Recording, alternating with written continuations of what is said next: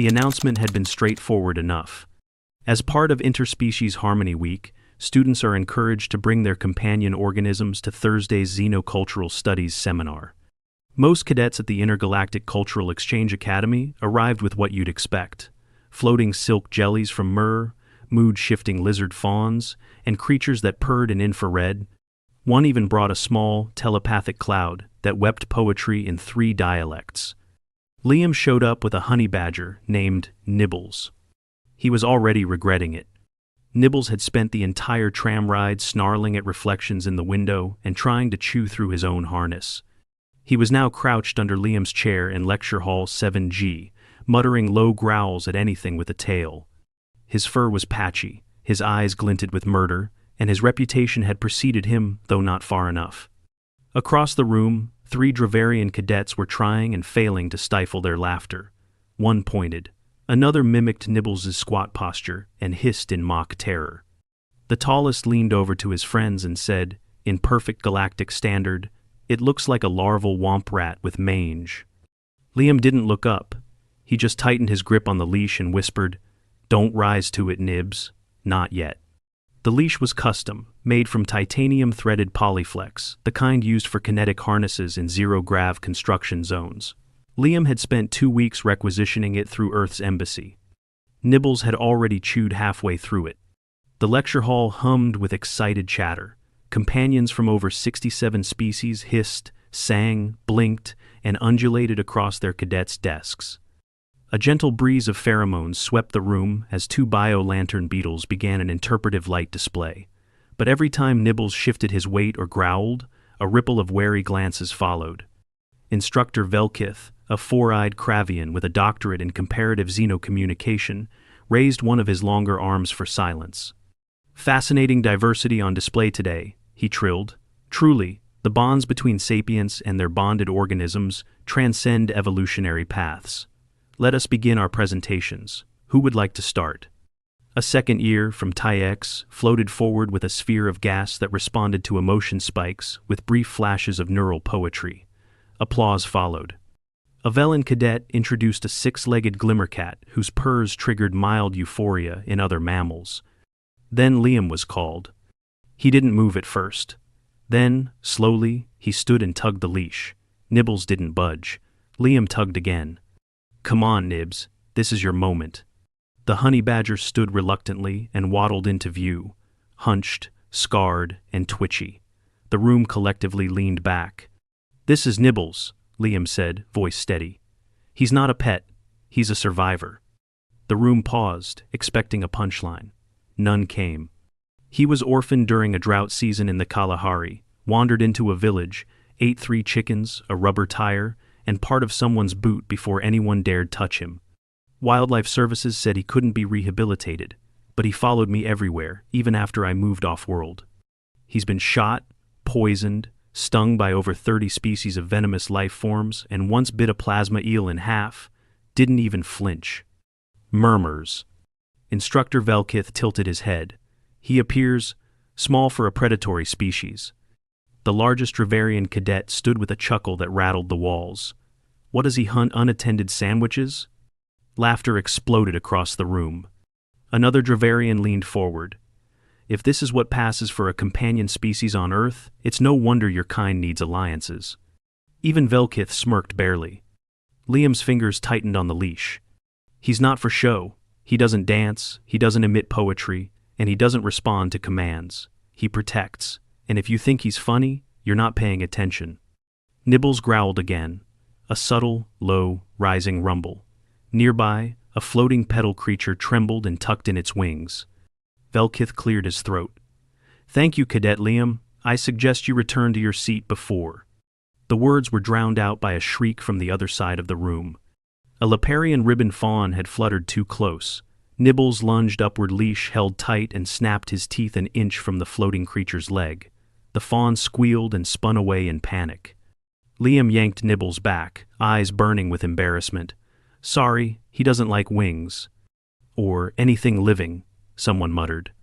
Class ended in an uneasy quiet. Cadets filed out, still buzzing about the incident. The Dravarians passed Liam with derisive grins. "Put your vermin on a leash," one said. "He is on a leash," Liam replied, jaw tight. "Then put your leash on a leash," the other replied, and they burst into more laughter. Liam didn't answer. He only walked faster, his arm aching slightly from pulling Nibbles back. That evening, Nibbles gnawed a synthetic bone under Liam's bunk in their quarters, while Liam sat with a stim pack over his shoulder. The old wound there had flared up an accident during early field training. He had taken a tumble down a ravine during a hiking drill and torn a ligament. It had healed, but deep soreness lingered. He watched Nibbles bite down hard enough to splinter the synthetic material and shuddered. "I warned them," he muttered. His console pinged. A message. "Meet us in corridor H12. We'll show you a real predator." No name, just coordinates. He stared at it for a while, heartbeat rising. 2 hours later, Liam found himself in a quiet maintenance corridor. Lights dimmed. No security cameras. No instructors. He'd left Nibbles back in his room. He shouldn't have. 3 figures emerged from the shadows. Dravarians. All older than him, bulkier. Their scales reflected the soft orange of the emergency lighting. One stepped forward. "Still think your Earth beast belongs here, little prey?" Liam didn't answer. The Dravarian reached out and shoved him hard. Pain exploded across his arm as his shoulder struck a conduit panel. He slumped to the floor with a gasp, clutching his wrist. The ache was different this time, sharper, deeper. He knew that pain. Something was broken. "Say something now, beast tamer," the lead said. Footsteps. A low growl echoed down the corridor. Liam's eyes widened. Nibbles was there. He'd chewed through the backup harness. Again. The lead Dravarian sneered and turned. "You brought your rodent?" He lifted a foot. Liam barely got the words out. "Don't."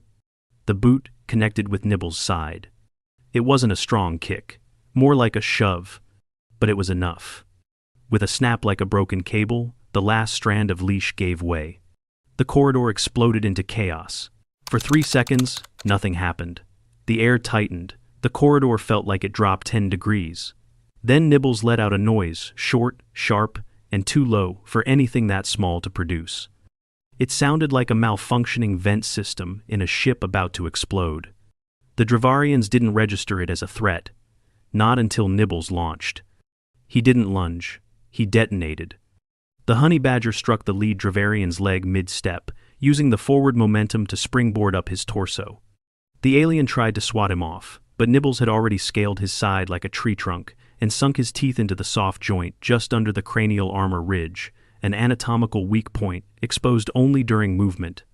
The Dravarian screamed, not roared, screamed, an awful gurgling bellow that echoed through the maintenance shaft and silenced every other movement. Liam, still on the floor, cradled his left arm and watched with wide, horrified eyes. His humerus had taken the hit. Sharp pain radiated down to his elbow. He didn't need a scanner to know it was fractured, possibly a midshaft break. Every attempt to shift made him see stars. The other 2 Dravarians had frozen only for a second. Then one lunged at Nibbles, swinging a thick forearm to knock the badger loose. Nibbles dropped, but not in retreat. He twisted midair, landed on all fours, and surged forward. The second alien's foot came up in defense. Nibbles latched onto it like a missile and bit down hard enough that bone or whatever Dravarians had in place of it made a sickening crack. The cadet yelped and dropped, clutching his foot. The third turned and bolted, abandoning the fight entirely. "Security!" he bellowed, claws scraping against metal as he sprinted down the corridor. Nibbles didn't hesitate. He chased. Down the ladder shaft. Straight into the dark. A blur of black and gray fur spiraling downward, tail whipping behind him. Gone. Liam stared, chest heaving. Somewhere below, a series of clangs and thumps echoed in rapid succession. Then stillness. It had been 38 seconds. Maybe less. The lead Dravarian, bleeding and groaning, sat crumpled against the corridor wall. One clawed hand pressed against his neck joint, where Nibbles' bite had torn through muscle and flesh. Greenish blood oozed through his fingers. The second writhed, trying to cradle his foot while backing away from the scene. Both looked dazed. A moment later, station alarms kicked in. A pulsing red glow lit the corridor corners. Unscheduled disturbance detected in section H12. Security dispatched. Liam didn't move. He couldn't. He focused on his breathing. In through his nose, shallow, slow, out through clenched teeth. His vision wobbled. His fingers on his right hand twitched as adrenaline drained. He heard scratching behind him, faint claws, skittering over alloy. Then Nibbles was back. Mouth bloodied, one ear nicked, snorting. He sauntered over and nudged Liam's good hand, then curled up beside him like nothing had happened. Medical picked them both up within 8 minutes. Liam was stabilized on site with an immobilization cuff, biosensor patches, and a circulatory stabilizer. Then he was carted off on a grav stretcher with a security escort, 2 escorts actually, one for him. One to carry Nibbles, now locked in an insulated crate, which was rumbling ominously as he paced and huffed inside. The medic, a bug-eyed Trevelyan, kept glancing back at the crate like it was radioactive. "You're sure it can't chew through Durasteel?" Liam tried to shrug and winced. "You're welcome to test that theory." The trip to the infirmary was silent after that. Dr. Cora Jennings was the attending human physician on call. She met Liam in the diagnostics bay already frowning. "I told you not to let that thing out in public. You said he shouldn't be in the mess hall. This was technically a classroom." She didn't look amused. The med scan took 2 full minutes. The results lit up a full schematic of Liam's skeleton in glowing blue and red overlays. Humerus, fracture, spiral, no nerve damage, which is lucky, but you're looking at least 6 weeks in a medcast. 4 if we accelerate with osteostim. I'll take 4. You don't get a choice yet. Let's reduce the fracture and see how the tissue takes the bonding. The next half hour was not fun. Jennings numbed the area and guided a robotic manipulator to realign the break. Liam clenched his jaw and grunted through the pressure. When the bone slid back into place, he nearly blacked out. Once the cast wrapped a dull, breathable polymer with microstim pads embedded, Jennings sat back. No strenuous activity for a month. No combat training, no lifting over 5 kilos, and definitely no leash handling that thing until you're healed. Liam's voice was hoarse. "Is Nibbles all right?" "He's under observation in isolation. 4 minor lacerations, 1 ear torn, and a cracked claw sheath. But he's pacing, growling at the wall, looks offended. That's his default state." Jennings sighed and sat beside him on the diagnostic table. "I read the initial report. You were assaulted." "Yeah. Do you want to press charges?" Liam didn't answer right away. "No, I want to graduate, not start a clan feud with a warrior species." She nodded, but her eyes narrowed. "You understand this is serious. You're lucky it was a clean fracture. If he'd slammed you at a different angle, your shoulder could have been dislocated, or worse." "I know." Jennings leaned back, rubbed her temple. "Your pet put one in the infirmary with a neck injury, another with a fractured metatarsal, and chased a third down 4 levels. Do you have any idea how many rules that breaks?" "Did he kill anyone?" "Barely." "Then no, I don't feel bad." She stared at him for a long second, then smiled barely. "You Earth kids, you terrify the admin board." 2 days passed. Liam remained in the infirmary, hooked up to a nutrient IV and on light analgesics. His body ached from the blunt trauma of being slammed into the wall, and his shoulder protested every time he shifted. But the visitors were worse. The first to arrive was a Mirren, who left a poem tube of sympathy, encoded in scent. The second was a Kravian tutor who bowed deeply and wordlessly, left a jar of regenerative jelly, normally used for burns. The third was unexpected. A tall Dravarian cadet, not the one who had attacked him. This one wore full academy formal wear and approached with his arms crossed. He said nothing. He placed a rectangular box of dried cured meat on the side table and stepped back. Liam blinked. Thanks?" The Dravarian stared, then slowly inclined his head, and left. Jennings, observing from her office window, gave a low whistle. "That's a high-form apology. You may have just been formally accepted into their warrior caste, or insulted beyond measure. Hard to tell." Liam sighed. "Is Nibbles okay?" "He's refusing to eat unless you're in the room." That night, they let Nibbles in. He climbed up beside the bed, turned 3 tight circles, and plopped down with a long exhale that sounded like an industrial fan giving up. Then he twitched in his sleep and began snoring, loudly, rhythmically. Liam laid back and stared at the ceiling, cast resting on his chest. Somewhere, he knew the footage would be leaking, probably already had. Someone on the station security team had a sense of humor. 38 seconds of chaos, now likely being played on loop in mess halls across the system. He closed his eyes. No one laughed at Nibbles anymore. And they sure as hell didn't laugh at the guy who brought him. By the third morning in the infirmary, the buzz had turned into a full-on interspecies spectacle. Liam knew something was wrong the moment he woke up and found 3 different alien news crews outside the glass door of his room. 2 were hover drones with translation overlays beaming directly into the hallway. The third was a Sarithi wearing a shimmering emotion shroud, its color shifting from orange intrigue to violet disbelief as it narrated with theatrical flourish in its home dialect. Nibbles, curled at the foot of Liam's bed, opened one eye at the commotion, snorted, and went back to sleep. His snoring had evolved into a stuttered rumble that occasionally startled the medical equipment. Dr. Jennings appeared beside Liam's bed with a mug of coffee and a look that said she'd aged 5 years overnight. "It's out," she said simply. Liam pushed himself upright slowly, carefully. His medcast arm braced against a pillow and rubbed his face. The footage? Oh yes, full 38 seconds. Someone on the station's security team leaked it to a popular Xeno streamer, the one with the fake antennae and weekly conspiracy marathons. Liam groaned. "Please tell me I'm not in the thumbnail." "You're in every thumbnail, along with him." She jerked a thumb toward Nibbles. "I warned them," Liam muttered. "You did," Jennings agreed, "and now the entire union knows it. Half the views are from military training academies. Some think it's a recruitment ad. There's even a meme going around Nibbles photoshopped onto a diplomatic flag with the caption, 'Negotiate gently.'" Liam buried his face in his good hand. Later that day, Dean Varek, an aging Trelvani with 6 limbs and diplomatic immunity, requested a private meeting with Liam. They met in the infirmary's neutral comms room. Liam had to be wheeled in. His ribs still ached, and even with the bone knitters working overtime, bruising across his back was still visible under dermal overlays.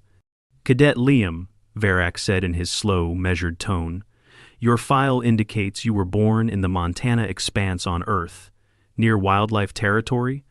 "Yes, sir, raised near one of the protected reserves. My mom's an ecologist, my dad's a ranger." "That explains the animal." "He's not just an animal," Liam said. "He's family." Dean Varek tapped a tablet with one gnarled claw. "The footage has gone viral. The Dravarian embassy has requested a disciplinary review.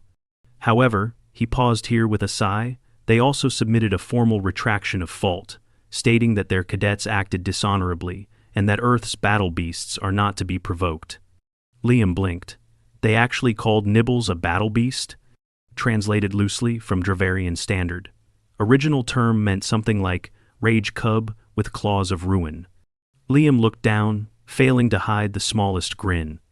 Varek continued, "The Academy is updating its companion species protocols. From now on, Earth origin fauna must be screened and security cleared before class appearances, specifically carnivores.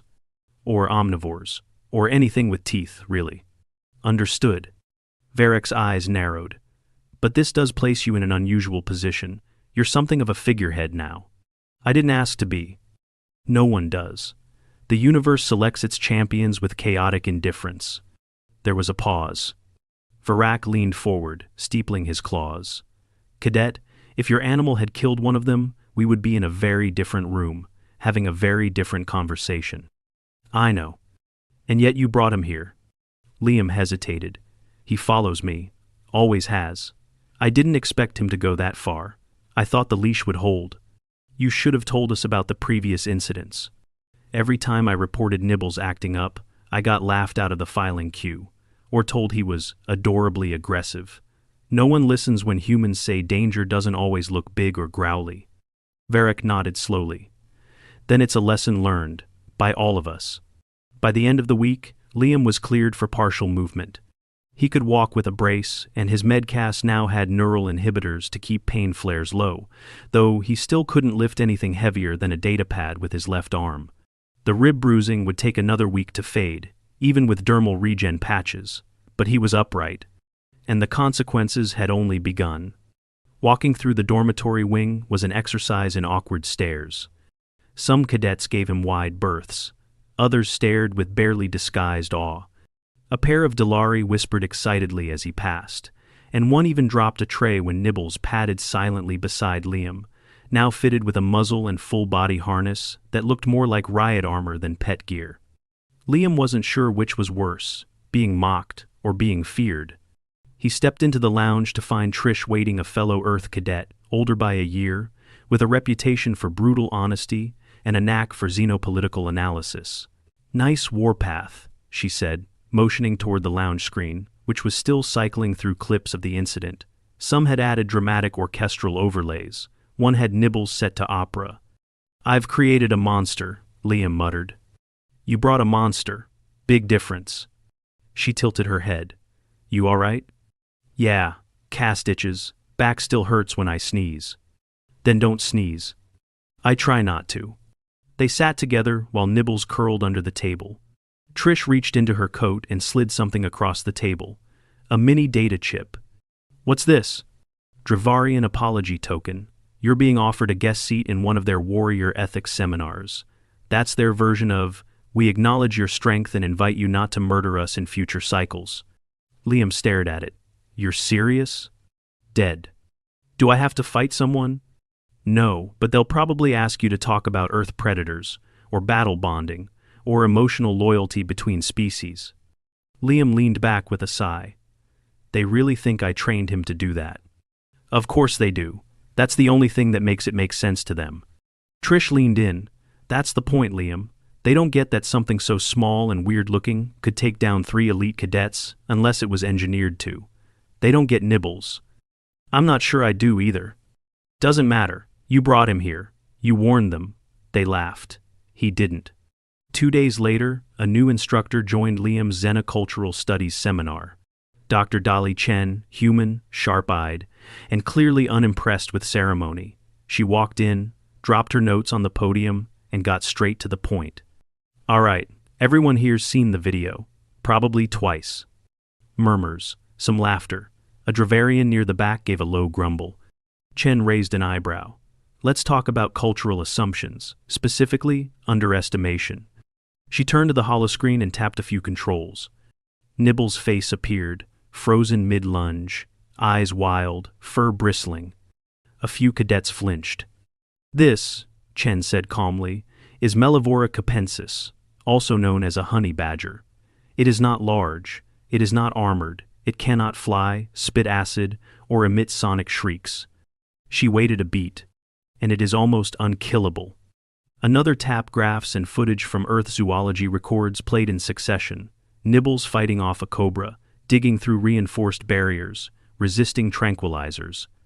This is what humanity evolved alongside. Not tame forests, not safe jungles, places where creatures kill you because you walk the wrong direction. Liam sat at the edge of the group, silent. Chen looked directly at him.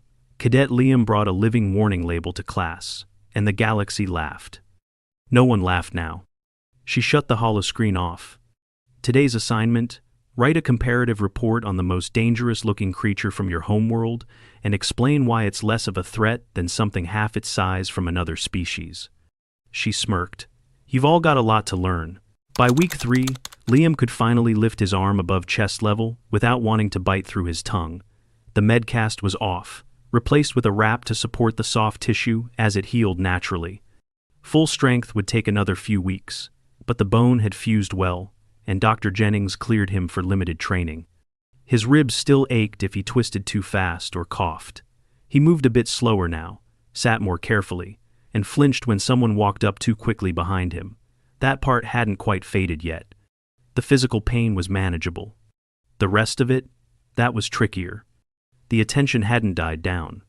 He'd been interviewed twice by the campus interspecies review board, once by an actual xenoethologist from the Galactic Institute. "Is it true your species keeps apex-level predators as household companions?" And had declined 4 offers to participate in holo-documentaries about Earth's fiercest fauna. He didn't feel fierce. He felt like a guy who'd been jumped in a corridor and happened to have a grumpy mammal nearby. But reputation doesn't care about accuracy, especially when a meme's involved. At first, the attention had made Liam self-conscious. Now, it was just exhausting. He was sitting outside the academy's main conservatory, arm resting in his sling, watching students pass when he heard the now familiar rhythm of claws on stone.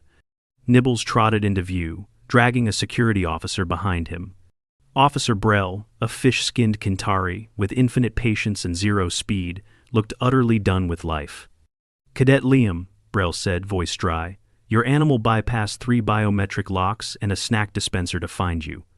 Liam raised an eyebrow. He got into a dispenser?